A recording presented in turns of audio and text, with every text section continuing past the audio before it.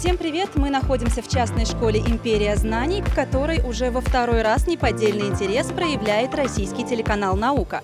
Еще 4 года назад они уже снимали выпуск о сверхспособностях ученицы этой школы. Манижи ее тогда нарекли девочкой-радаром. Ну а что привлекло внимание телеканала на этот раз, давайте узнаем вместе прямо сейчас. Меня зовут Дарья Христолюбова, и сегодня я дежурная по городу.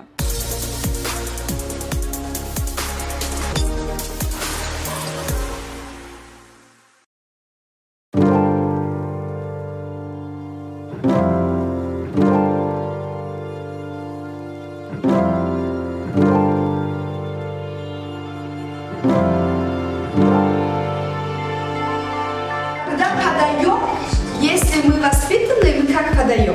Левую руку ставим на грудь. Школа, где воспитывают вундеркиндов. Так будет называться очередной выпуск российского телеканала о частной душанбинской школе «Империя знаний». Здесь практикуется на самом деле уникальная образовательная программа, где еще вы попадете на уроки по ментальной арифметике, финансовой грамотности, робототехнике и молекулярной кухне. В школе регулярно проходят уроки счастья и преподается ТРИЗ – теория решения изобретательских задач.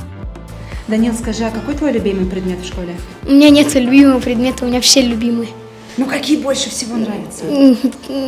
Не могу различить, все нравятся. Хорошо, тогда все перечисляй. Какие? Математика, русский, история таджикского народа, медиаграмотность, программирование, английский, китайский, таджикский. Таланты живут в каждом ребенке. Главное – выбрать правильный подход и раскрыть потенциал учащихся. Но кто предлагает и разрабатывает авторские методики? Все авторские методики, как правило, они разрабатываются именно командой «Империи знаний». Вижу какие-то проблемы действительно у детей в образовании, то ставлю себе вопрос, а как же исключить эту проблему и сделать, чтобы всем было комфортно, легко и интересно. Самое главное, образовательный процесс для детей должен быть интересным.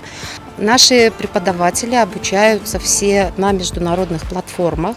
То есть, если, допустим, взять те предметы, которые разрабатываем мы, непосредственное обучение провожу я сама. А те предметы, допустим, такие как ТРИЗ, уроки счастья – это психология. Каждый хороший педагог должен быть психологом. Генеральный директор Вероника Коробкина проработала в сфере образования более 20 лет и, опираясь на свой опыт, решила внедрить инновационные и современные направления. Лучших учеников поощряют стипендиями.